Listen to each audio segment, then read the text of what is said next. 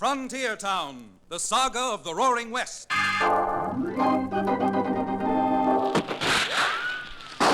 Frontier Town. El Paso, Cheyenne, Calgary, Tombstone. Frontier Town.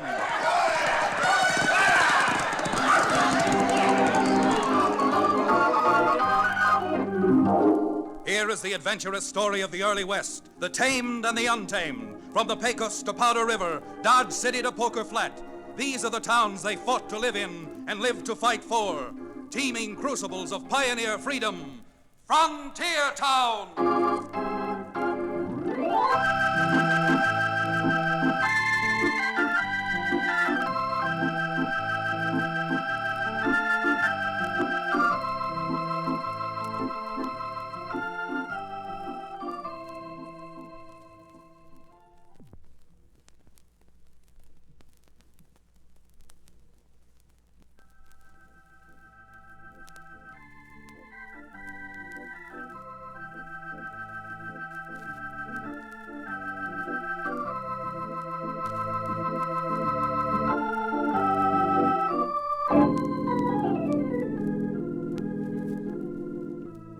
They say the frontier's pretty tough, but I live smack dab in the middle of the frontier in a rough and ready cow town known as Dos Rios.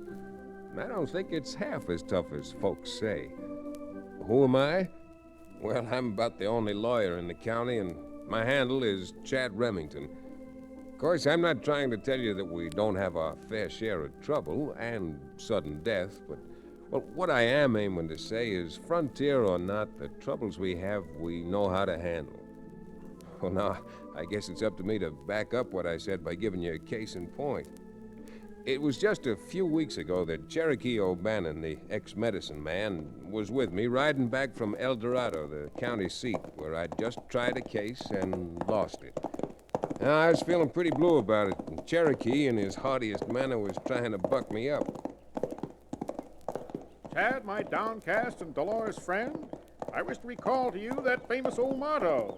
If at first you don't succeed, try again. Well, I'm sure your advice is well meant, Cherokee, but this is one case I can't try again. I'm afraid that the jury was right, that my client actually was guilty. Yes, I guess that's the difference between us. Any case I get, I keep working on. You're sure right about that. The cases you get, you work on until there isn't one bottle left. Ah, yes, indeed. That's one of the... Say, look at that. Huh? Looks like the days of 49 with those lumbering big wagons coming down the pass up ahead. Yeah, except those aren't Conestoga wagons. From here, they look like freighters.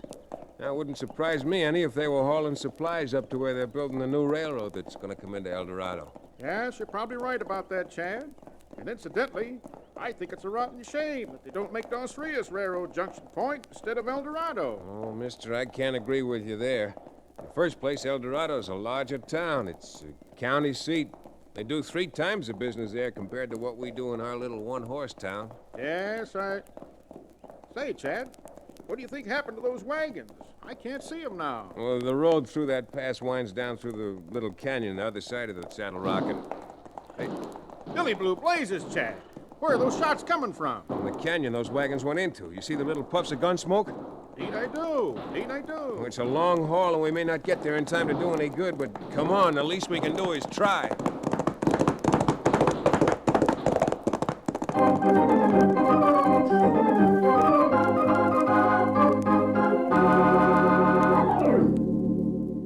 By the time we got there was nothing to see. That is, there was nothing to see but signs of what had happened. Born on a ranch and owning a small one, the signs were fairly unmistakable. As Cherokee and I dismounted and poked around. Well, Chad, maybe you know what the shooting was all about. I don't. Well, I'm not saying it's as plain as the nose on your face. You'd better not. But it's just about as red. Sir, I resent that insult. No insult intended, Cherokee. Look here, you see these feathers on the ground? If I'm not mistaken, those feathers came out of some Indian's war dress. You mean to stand there with your eagle eyes squinted up and tell me Indians ambushed those wagons? I mean to tell you that there were Indians here. And judging from the feathers, Comanches. thing that baffles me, though, is first, apparently the wagoners didn't fight back. And second, after the Indians rode off, the wagons apparently proceeded as usual. Somehow or other, this attack looks like it might have been prearranged. Well, it beats me. Those wagons were freighters hauling railroad supplies. What would Indians want with stuff like that? Beats me too, Cherokee. But since it's coming to sundown, I'm not going to waste any more time standing out here speculating. Nope, I'm climbing back on that broken-down Mustang I rented from your livery stable and heading home for Dos Rios.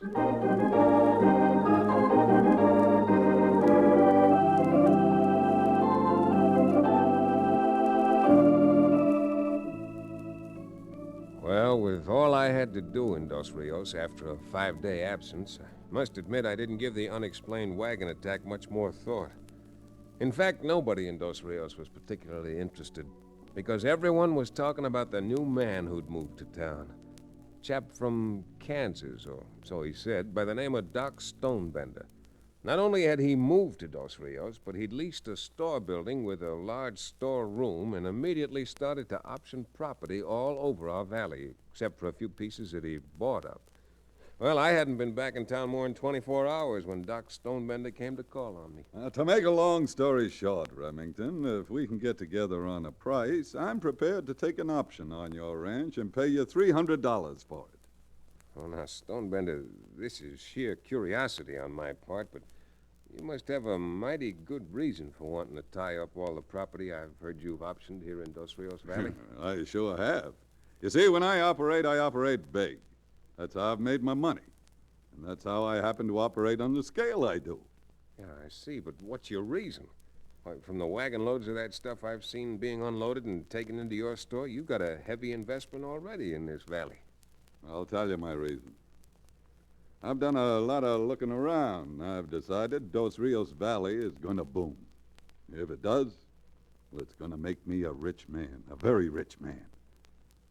However, you haven't given me your answer yet about your own place. Well, I'm afraid the answer is no. Perhaps I'm a little sentimental about it. My father homesteaded the ranch and I was born there. But on the other hand, looking to get married someday, if there's any easy money to be made here, I'd like to make it too. Well, certainly a lawyer doesn't have to make his money out of a few acres of land. When the boom comes, you'll make plenty out of your profession. That's right, if the boom comes. Matter of fact, in my opinion, any land boom in these parts ought to hit El Dorado with the railroad coming in there, not Dos Rios. Oh, I think they'll have a quick spurt at El Dorado, but...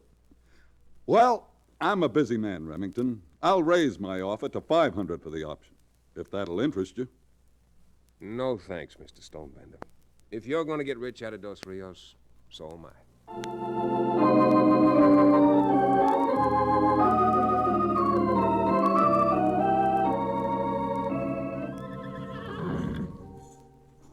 Glad you came down here to the stable, Chad. I saw that stranger, what's his name, Stonebender, go upstairs to your office. Did you get him as a client? Oh, no such luck. He wanted to take an option to buy my ranch. Offered me $500 for the option. Would probably have paid me a fortune for the ranch, if he ever bought it. $500 just for an option? Why, that man must be made of money. Which, as I think of it, is a lovely thing to be made of. Yes, indeed. Well, he may be made of money, but I don't think too much of his brains. My dear young man, any man with the money he must have brains to spare. The business acumen sticking out of his ears. Why, a man like that doesn't have to drink whiskey. He can drink champagne.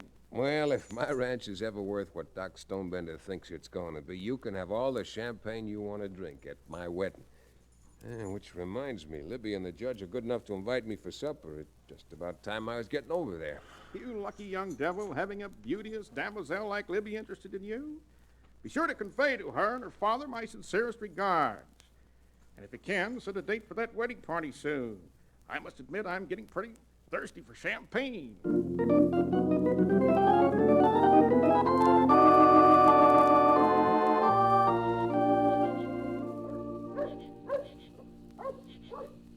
A cigar, Chad. Oh, no thanks, Judge. I'm afraid your daughter really doesn't approve. Well, I most certainly don't. They're not so bad when Daddy smokes them outside like he's doing tonight, but I'm sick and tired of sweeping up ashes off the parlor rug 10 times a day. Young lady, don't forget who paid for that parlor rug. Now, don't let the judge scare you, Libby, by all that talk about paying for rugs. When I get married, I'm not going to have a rug in the house.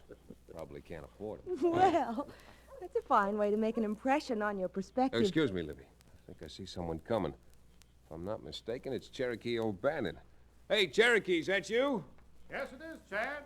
Certainly glad you're still in town. Something wrong, Cherokee? Evening, Judge. Evening, Miss Libby. And to answer your question, I don't know if something's wrong or if it's just my imagination. But if you'll excuse Chad, I'd like him to come with me. Good night, Cherokee. We just finished supper. Don't you know it's not polite to eat and run? Well, I haven't eaten, and I run all the way here, because I think I found something that ties right into what happened to those freight wagons the other day on the way home from El Dorado. Freight wagons, Chad? I'll tell you about it later, Judge, but if Cherokee is right, I better be leaving now.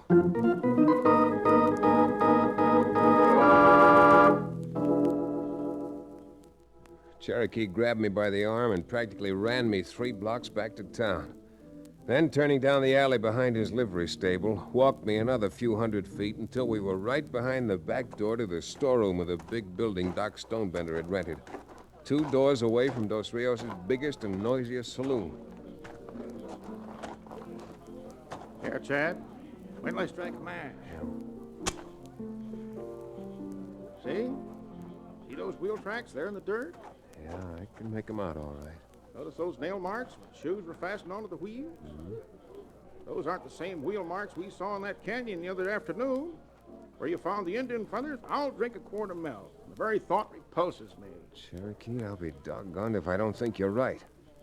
Why should those freight wagons we heard being shot up the other day suddenly appear here in the alley behind Stonebender's store? If I knew, I wouldn't have gone and gotten you. You got any answers? No, not really answers. Certainly something to think about. Hey, come on, I'd hate to be found snooping in this alley. Let's take a walk while I think this over.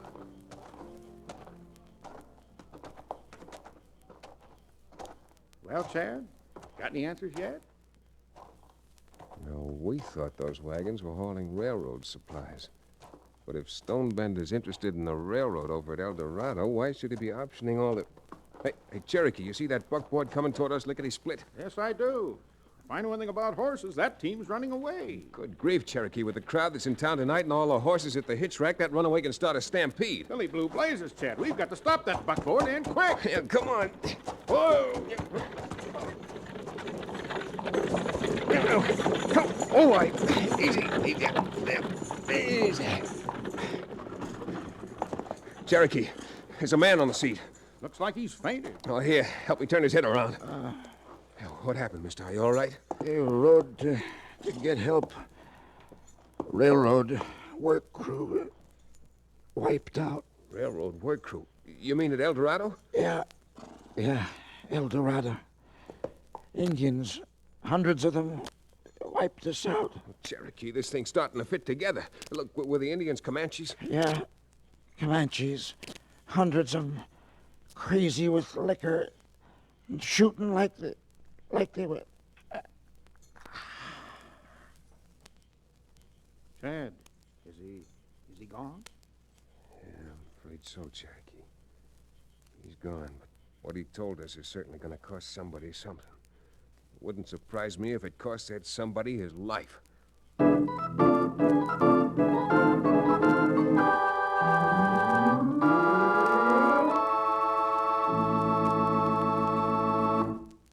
We'll return to the second act of The Valley of Lawless Men, our exciting frontier town adventure, in just a few minutes.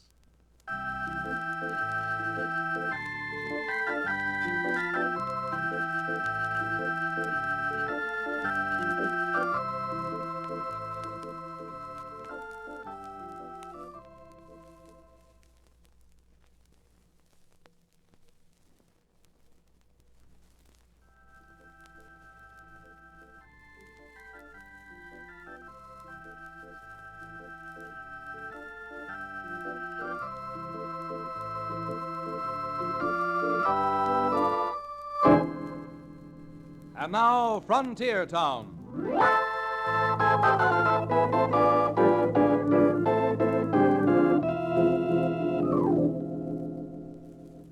Well, with that fella riding in from El Dorado with the news that Comanches had attacked the railroad work party and wiped them out, not only did Doc Stonebender's part in this mosaic of mystery become more obscure, but with the nearest cavalry post located much too far away to be any help, I roused out the judge, and with Cherokee's help, we soon organized a meeting. Neighbors, with everyone trying to talk at once, no one can say anything. Now you know what the facts are. There's been an Indian uprising which wiped out the railroad work party. And we're here to find out what we can do about it. Judge, I got a question I want to ask you. All right, Abe. Although I don't see that this is the time to ask questions. That's what I say. We called this meeting to get some action, not to answer a lot of questions. Yeah? Well, when Abe Cannon gets through with his questions, I've got some questions of my own. All right, Marley, and you too, Abe. Let's get to the questions and get them over with. With this here now railroad work party being wiped out, can anybody tell me if the railroad's still going to go ahead with their plans of running their rails into El Dorado? I'd like to know about that. How can anyone over here answer a question like that? And besides, what difference does it make with the Comanches on the warpath again? I'll tell you what difference it can make, Judge. So happens I own a lot of land over here in Dos Rios, and so do some of the other folk here.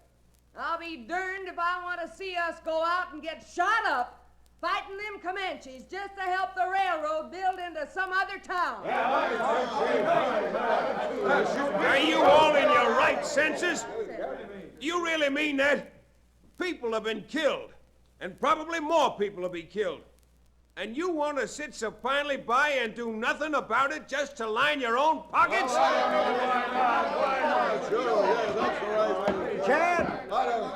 Chad, you know gall blame well Injun fighting is risky. It costs time, it costs money. And I'll be blamed if I want to not only take a chance on getting shot, but spend my money when all I'm going to get out of it is seeing that El Dorado gets a railroad. You doggone dad-blamed highfalutin right. Why, it's not even our business. Let the cavalry go fight the Injuns. And we don't get stampeded into action like a lot of ninnies. Maybe we'll get the railroad and end up with some money in the bank instead of some men up in Boat Hill. Chad, I've always thought I was on the lookout for easy money, but I've never heard the likes of this in all my born days. You know what it says in the Bible about worshiping mammon. Now, friends, I just can't believe folks who are as decent as I know you are could even feel this way. You leave your doors open, you'll feed grub-line riders, you'll boast about how neighborly Westerners are, and still, on the slim chance of making $1 for yourselves, you'll let those Comanches go on slaughtering decent people without lifting a finger. Well, you know that ain't our job. Molly was right. What's the cavalry for? Oh, good heavens, by the time the cavalry could get up here, we might all be slaughtered. Remington, I haven't heard anybody here say they wouldn't fight to protect their own homes. So why keep threatening everybody by trying to make it appear that the Indians are right at our own doors? Well, Judge, you got the gavel. You might as well use it. The only thing we're getting out of this meeting is complete disgust of the human race. All right, folks. This meeting stands adjourned.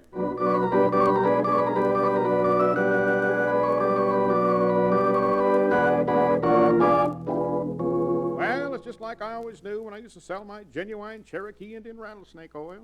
Yeah, what's that, Cherokee? The genus Homo sapiens is out for every last penny you can make. Think I could have sold any live oil for 2 bits if I didn't tell them it was worth $10? No, sir. That's why I always said, you say $5 is too much? You say you want more for your money? Very well, then. As a special advertising inducement, I'm going to offer this miraculous remedy today for just 25 cents. Suckers. I suppose Cherokee's right, Chad. But if those Comanches ever come over to Dos Rios... No, they wouldn't dare, Judge. They're safe around El Dorado because of all the mountains and hills to hide in. Oh, this valley's too flat. Oh, it certainly would be a... Wait a minute. I think I've got an idea. Idea? What, Chad? An idea to teach the folks around Dos Rios a lesson. You know Chief Gray Bear, don't you, Judge? The chief of the Anawanda tribe? Yes? A few years back, I got him out of some trouble. Since I wouldn't take a fee for it, he made me promise that someday I'd let him return the favor. What have the Anawandas got to do with this situation? Nothing right now. But if you'll ride out and pay a call on Chief Gray Bear with me, Cherokee, I think we could teach our friends and neighbors a lesson they'll never forget.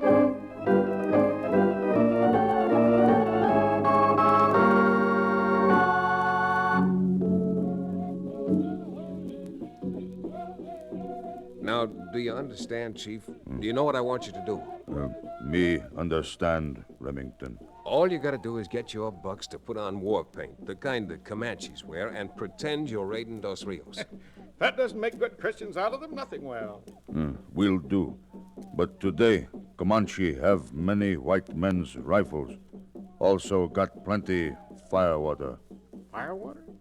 Say, Chad, maybe I could dress up like a Comanche. Well, mister, you hold your horses, and I mean your livery stable horses. Gray Bear, do you know where the Comanches got that firewater and those rifles? Do not know for sure. But here talk white man give 'em whiskey and gun. By the great horn spoon, Chad. Maybe that's what they stole out of those wagons the other day. Well, maybe it's what they got out of the wagons, but they never stole them. If they'd stolen them, why would the wagons have driven off before we got there?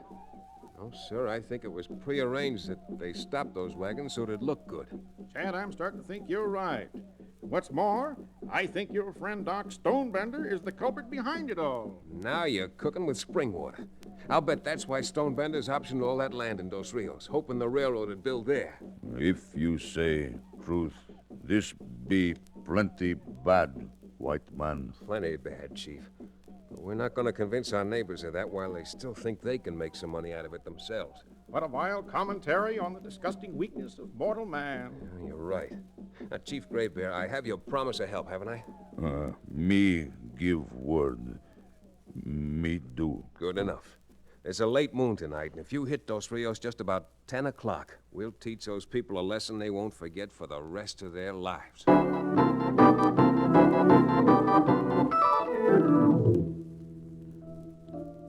If nothing else, that visit to Chief Gray Bear and the Anawandas suddenly showed up big-hearted Doc Stonebender for the miserable, sneaking vulture he really was. But knowing he'd still have the town's support, we didn't do a thing until Chief Gray Bear engineered his Comanche attack. Just about 10 o'clock, when half the town was in bed and the other half in the saloons, the redskin tidal wave suddenly swept down the main street.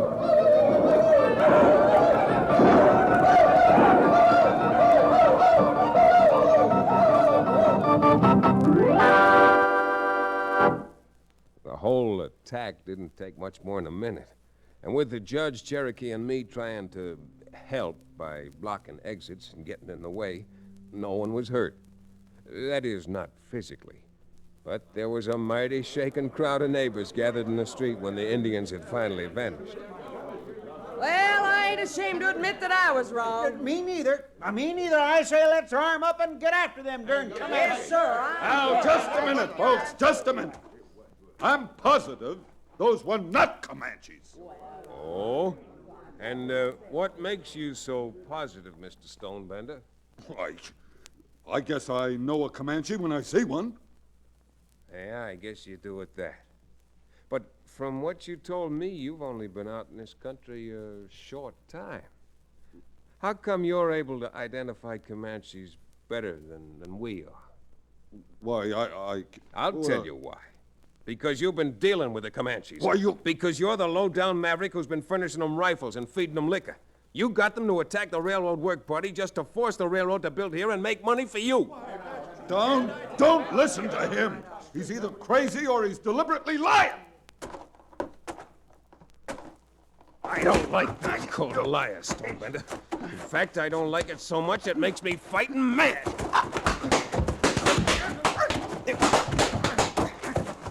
Hit him in the jaw again, Chad. I can use those gold teeth. Anything to oblige a friend.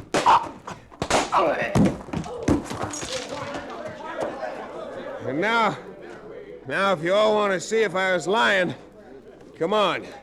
We're busting the lock off Stonebender's storeroom and finding out just what it is he's got stored in there.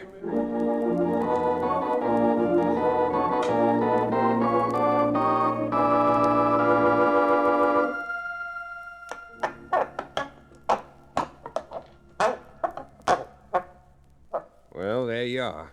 Enough rifles for an army. And enough of that cheap red-eye to steam up 10 tribes of Indians. Know what I think? We ought to smash those liquor barrels and pour 'em out in the street. Holly Seward, for shame. I'm aggrieved at your wanton wastefulness. What would you like to do with that firewater, Mr. O'Bannon? Why, what would any thinking man want to do with it? Put out a fire. Well, why should we give it to you? Certainly you don't think you're the hottest man in town. Maybe not. But if you deny me that supply of free libations, there'll be nobody in Dos Rios as burned up as I am.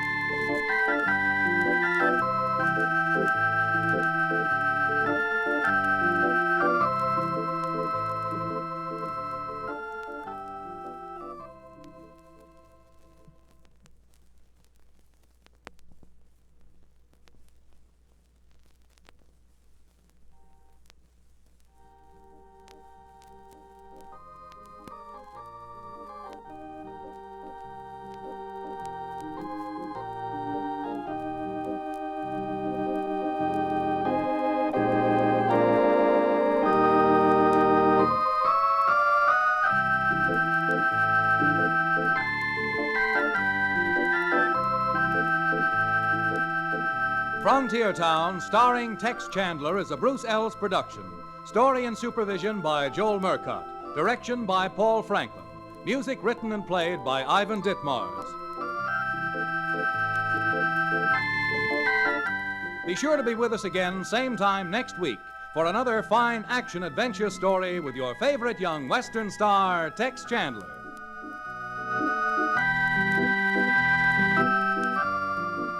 And now this is Bill Foreman telling you that Frontier Town came to you from Hollywood.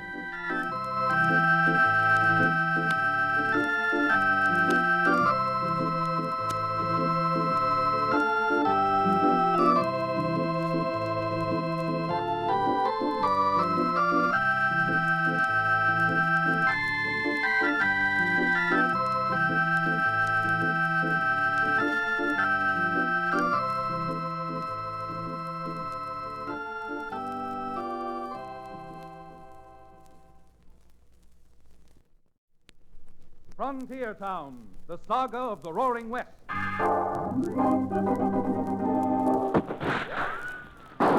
Frontier Town. El Paso, Cheyenne, Calgary, Tombstone. Frontier Town.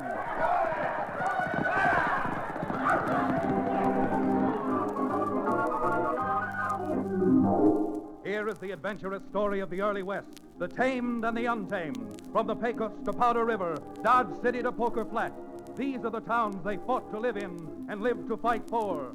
Teeming crucibles of pioneer freedom. Frontier Town!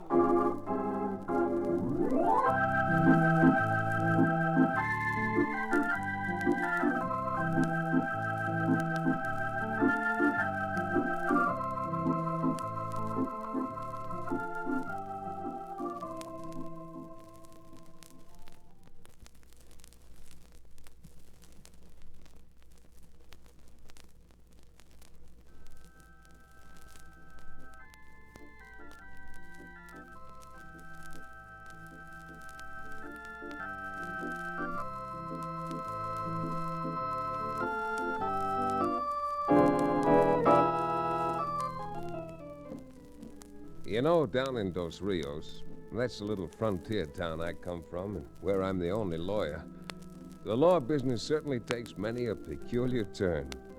Folks seem to come to a Cowtown lawyer like Chad Remington, that's me, for almost any kind of advice, and for help in almost any kind of trouble. And trouble, believe me, we have a plenty out on the roaring, roistering frontier. Of course, a lot of our troubles aren't brought to me. They just happen. Like the trouble we had just a few weeks ago. Mister, that was bad trouble. Real bad trouble. Cherokee O'Bannon, the ex-medicine man who runs the Dos Rios livery stable, now that he's reformed, somewhat, had gone with me to the judges for supper. To Cherokee, the principal attraction was the supper. For me, it was the judge's daughter, Libby. Well, we were finishing off one of Libby's lemon sponge pies when... Is something wrong, Cherokee? Now, come on, Cherokee. There is something wrong. You're staring at your cup as if you'd never seen coffee before. Oh, come on, O'Bannon. The judge and Libby have caught you with your jaw down. What's wrong? Well, to be perfectly honest with you, I was just reflecting on what a spot of brandy might do to enhance the flavor of this mocha and java. Well, Cherokee, I haven't got any brandy, but I have got a bit of wine. Wine? My dear Chad. Chad, it sounds as if there's trouble down in town. It sure does, Libby, and from the little I can see here through the window, I'd say someone's raiding the Wells Fargo office. Wells Fargo? Libby, you stay here. Cherokee, get the judge's rifle off the wall. Let's get going fast.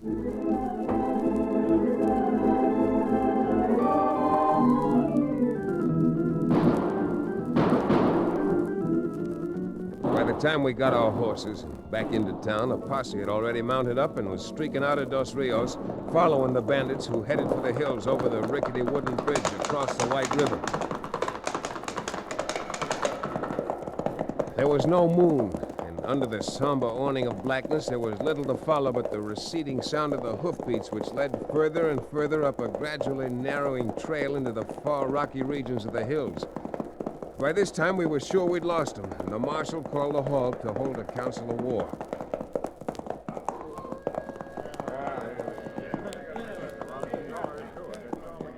Well, Marshal, what do we do now? I can't say right off, Judge. And I got a pretty good notion that the leader of that bunch was Ab Cleaver.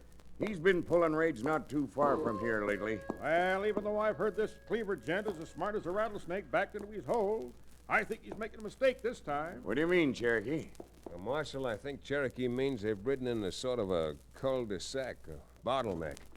Because except for Lars Peterson's ranch, there's nothing back up in those hills but rim rock that runs straight up, and the headwaters of the White River.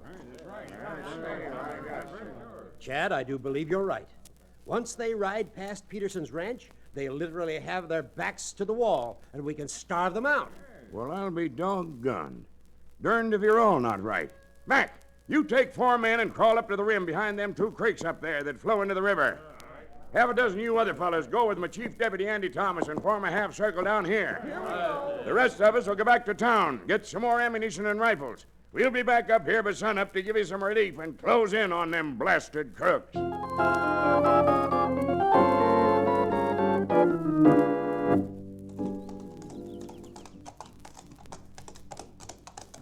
Watch it, Cherokee. Riding around this rim the way you're silhouetted, you make a perfect target if any of Cleveland's... Belly blue blazes, Chad. That drilled a hole right through my Stetson. Yeah, well, it proves one thing. We're not going to catch them napping. Can you see any of our boys around here? Let me see now. Yes. Isn't that the chief deputy, Andy Thomas, squatting down behind that...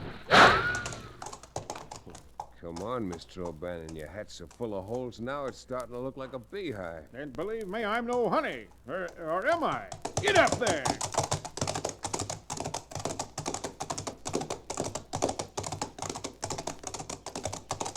Oh, boy. Hold it. Oh. Yeah. Anything happen, Andy? Nothing but that sniping. Can you see them down there? Nope. Just a puff of smoke when they throw a shot up here. Well, the marshal said he'd be up with some lunch for you around noontime. But meantime, here are 2 extra rifles and 300 rounds of shells and a spyglass the judge's father used at Gettysburg. Oh, thanks, Chad. And tell the marshal not to forget a plug of my chawing tobacco. All up here for gosh knows how... Chad, ain't you listening to me? Oh, I'm sorry, Andy.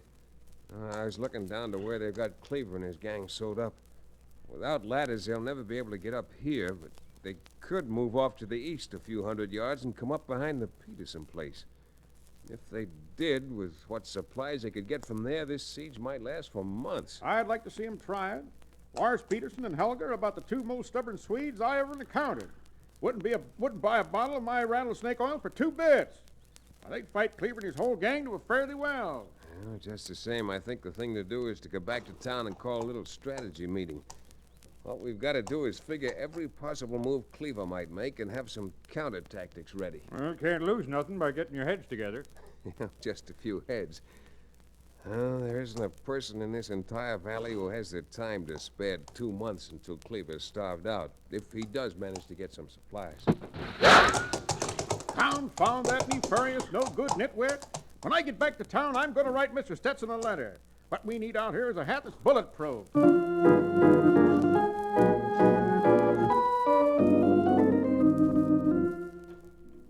Not only did we need hats that were bulletproof, but we found we needed a lot of help. Cleaver wasn't just shrewd as a catamount. He was a man who was willing to take a chance. However, as we had figured it out, Cleaver had made a mistake. Apparently, when he laid his plans for the Wells Fargo raid, he'd counted on crossing the river and getting away. But instead of crossing the Red River, which had meadowland on its opposite bank, he crossed the White. Found himself with his back to the rocks on one side and the headwaters on the other. That was about the only joyful note I could sound in the whole meeting, which the judge and the marshal called for early that evening. Friends, won't you please quiet down? As much as we want your help and ideas, we can't hear anything if you all try talking at the same time. All right, Chad, would you go on with what you were saying? Well, there's not much more, Judge. I just think with no moon tonight, it'd be a good idea if we could sneak about a dozen men up to Lars Peterson's place, just in case Cleaver gets the same idea that I got. Hey, that's a good idea. I think it's a good idea. And just to start the ball a-rolling, I'll volunteer to be one of those men myself. The way the canyon lies, if Cleaver ever gets wise, he can pick us off one by one, and we'll never get anybody to Peterson's. What's more, if we do get men up to Peterson's, what happens if they try to break out some other way? Please, folks, not all at once. After all, the marshal's in charge. What do you think, Marshal? Well, if we could get some of our men into Peterson's, it'd certainly stop Cleaver from... Oh, Marshal, wait a minute. Look who just came in. Helga Peterson. It's good you rode here for the meeting because I come here with bad news. Bad news, Helga? Blazing bull blue blisters. Bad news. Now what? Oh, come on, Helga. You better come up here on the platform so we can all hear you. Oh, this is the most awful thing. Nothing so bad ever happened to me, never. Yes, but what is it, Helga? What happened? Those bad men, those crooks, they break into our house. Oh, no. Friends, sidewinders, now we are in for it. Oh, what happened to your husband? What happened to Lars? Lars fight. He fight all he could. He fight like a wild man, but those outlaws beat him on the head and take him prisoner. How does it happen you got away, Helga? He didn't get away. They let me go and tell me to come down here and give you a message, and by jumping Yemeni is the worst job I ever had to do. That crook Abe Cleaver, he say, unless you get him and his men out of Canyon and ride away, they dam up headwaters of White River, and it blow up them and flood out whole town. Now, don't go getting excited. They can't flood the town. It's impossible. I'm afraid it's not impossible, Marshal. Well, Where they're located, they could dam up that water in no time. Already they got men damming up water. And with the water dammed up, even a child could divert it and let it come roaring down on the town. It's that what I say do it. Let them crooks loose. You can't be serious. I can't I? You think we're going to lose our ranches and our stores and everything we own just to catch some sidewinding crooks who haven't done us any harm? That's right. Folks, friends, are you a lot of sheep? Are you going to let a low-down, double-dyed common murderer stampede you into cowardice? Why, and take it from a man who knows. If you accede to this nefarious demand, you'll never be able to live with yourselves. For shame! Yeah, I should say the same. Neighbors, maybe I haven't always been right, but I think everyone here will grant that I've never consciously worked against the interest of my friends in my town. What are you doing, Chad? Running for congressman? This is no matter for laughing. This is serious. And even though Abe Cleaver is holding me, their husband, is what you call it. As hostage? Yeah, hostage. I tell you, we must not do what Crook said. We must fight. We must fight back. I say keep Helga here to start with. No sense sending her back to suffer along with Lars. When Helga doesn't come back, that'll be Cleaver's answer. By the time he realizes that is his answer, we ought to be able to figure something out. And come ebb tide or high water, we'll fight for this valley like men. Not like the yellow-spined cowards those owl hoots really are.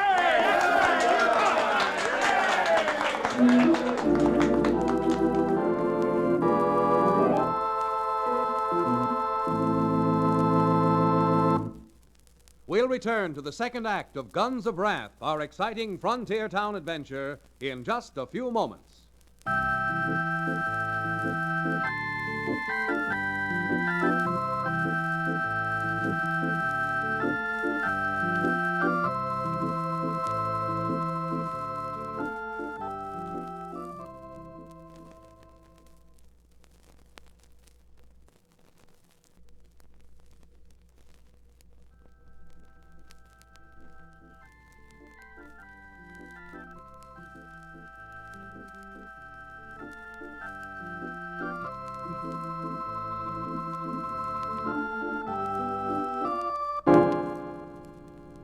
And now, Frontier Town.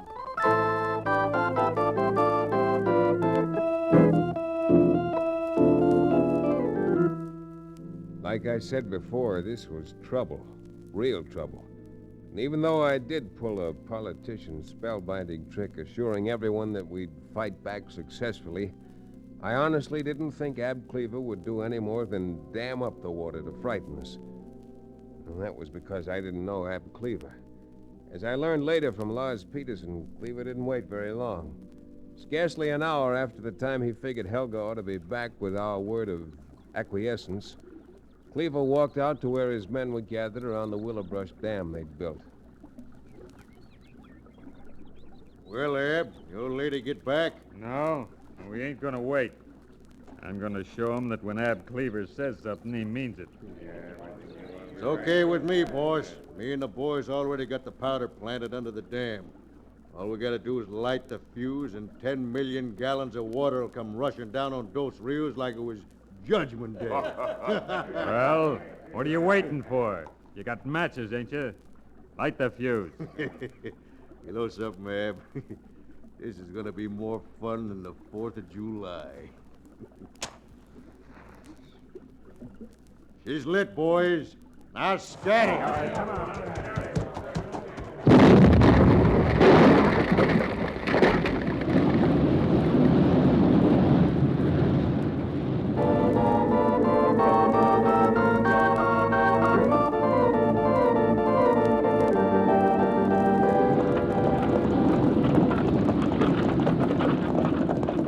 Mrs. Hunter, head for those rocks up there.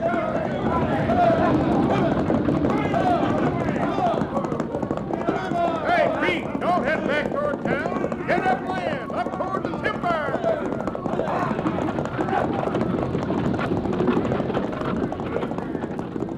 Bessie, give me the baby and follow me.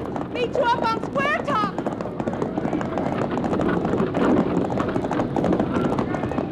Don't try to pass those other wagons. Keep in line. Give everybody a chance.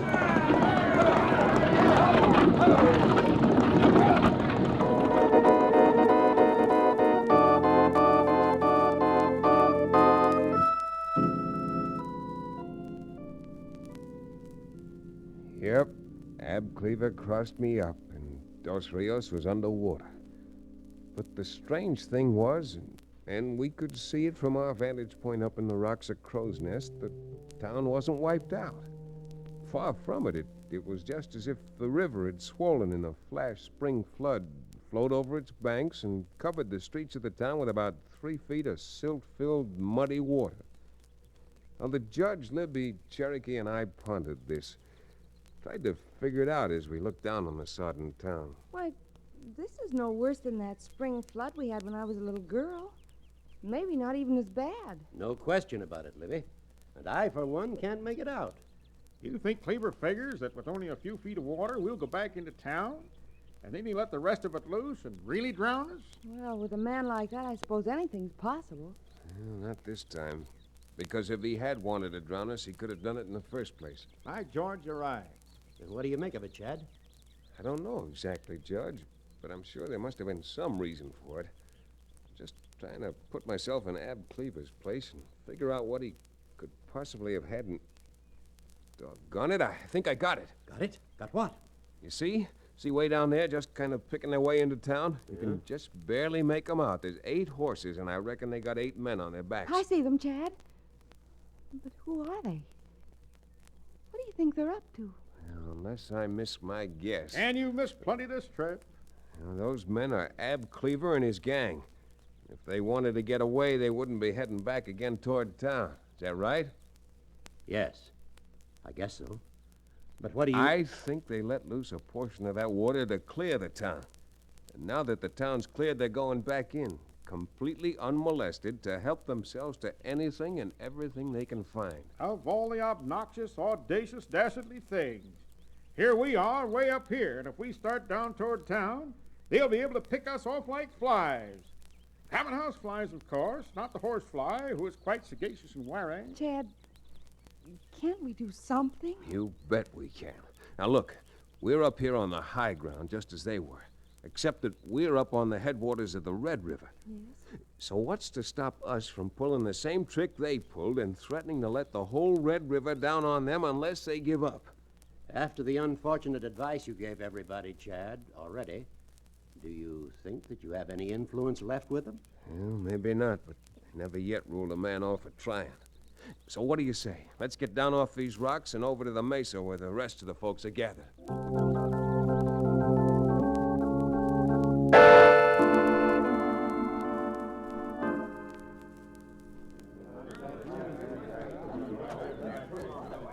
Doggone it, Chad. 2 wrongs don't make a right. And if we dammed up the Red River, we might finish Dos Rios for fair. By yours, that's what I say. Enough is enough. Let them crooks get away. Let's get back to our home. That's what I say. But you can't. You can't quit when you've gone this far. Now look, don't you see? If you men will get back up in the hills and start building the dam, I can circle down with the marshal and a posse and we'll have them cut off. Caught between the flood, we can let loose on them. And enough lead to make a lot of them look like lace curtains. It's just a trick, a trap. Chad just wants to threaten them. And if Cleaver won't give up and you don't want to let the water down on him, you don't have to. Folks, this time, Chad's right. I'm blamed if I don't think so. If you folks are willing to help, me and my men will risk our lives. Won't we, boys? What do you look at me for, Marshal? Well, if we ride, you'll ride with us, won't you, Cherokee? Well, when you put it that way, Chad, yes. And what about the rest of you? All right, then. Let's knock on these horses.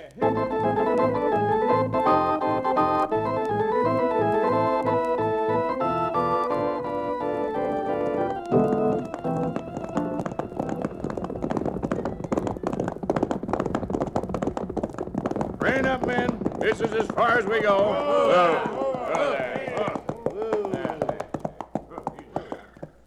Chad, I'll be blamed. You were right. See? Those men are ransacking the stores and loading everything they can onto their horses.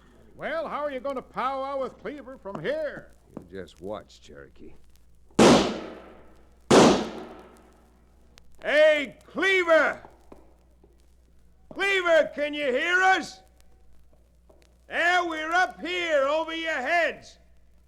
To the east, up by the Quakies. He sees you, Chad. See? They're looking up here. Cleaver, you've ridden yourself into a trap by coming back into Dos Rios. I'm here with the marshal and a 20-man posse. The rest of the town is back up in the hills. They're all set to let the Red River roar down behind you. Now, if you got any brains at all, you'll quit. This is the marshal, Cleaver. And we're giving you just 1 minute to make up your mind. Well, I'll be hanged. Oh, I'll take that back. I'll be blamed. You see them? They've all got their heads together talking it over. Chad, I believe this is going to work. It looks like they've made their minds up. All right, Marshal! You win! Cleaver, tell your men to throw your guns into the street. We're coming down. All right, boys, let's get going.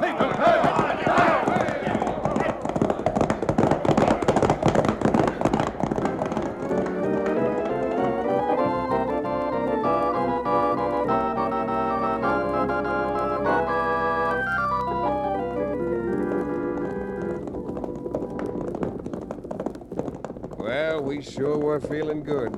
Me in particular, as we threaded our way through the aspens, came out in the lane on the back of High Baxter's ranch, and headed through the water and mud into town. A few seconds after the marshal told the boys to spread out, Split up, boys! Cover both ends of the street. Cherokee suddenly nudged me and pointed to something. Chad, isn't that someone trying to get away through the alley? You're doggone right it is, and if I'm not mistaken, it's Ab Cleaver. Come on, Cherokee. I'm sure gonna need your help.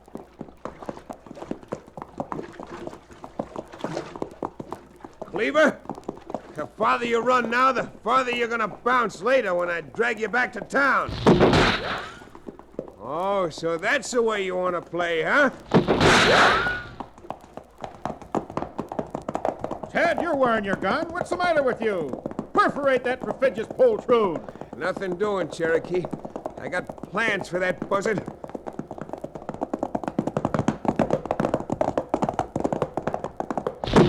Look, he jumped off his horse and ran behind that piece of down timber. Doggone it, this time we got him. Oh, boy, easy. Down, Cherokee, flatten. Now look, you old fake. This time I'm gonna trust my life to you, and you doggone well better be careful with it. What do you mean? What are you gonna do? While you stay behind this rock and cover me, I'm gonna belly crawl across this clearing, pull him out from behind that log, and beat his brains out. If he has any. Chad, for goodness sake, be careful. I'll be cautious. You be careful. Careful where you shoot, covering me. All right, now. Here goes.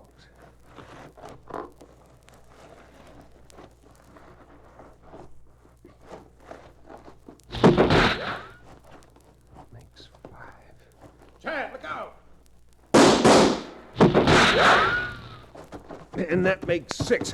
All right, Cleaver, your gun's empty, I reckon, and my fists are loaded. Now, come here. You loudmouth! You won't be loudmouth. You're not gonna even be able to talk. Don't!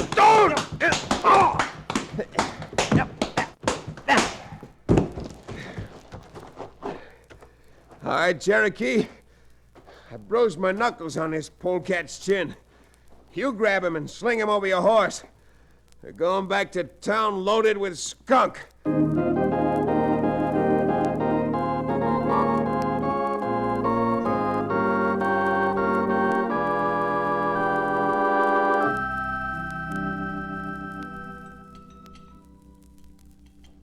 Well, Miss Libby, after all that exertion, how about another piece of your lemon sponge pie? Why, certainly, Cherokee.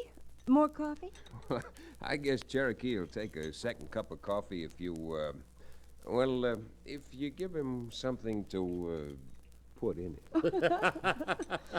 Well, I still have that wine in the cupboard. Well, now, Judge, I really Oh, no, wait just a minute. What kind of wine is it, Judge? It's a very wonderful, rare old port. I rather think... Oh, Cherokee. Now, don't say you're going to turn down a libation. A little port wine? Indeed, sir, I am not. Because with a man of my character, it's any port in a storm.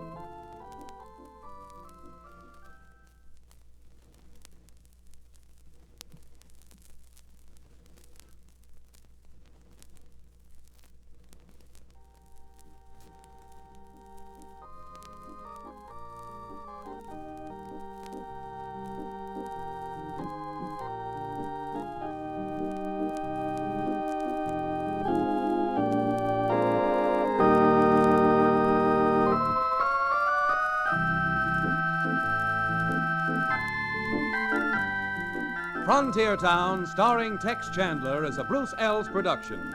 Story and supervision by Joel Murcott. Direction by Paul Franklin. Music written and played by Ivan Ditmars.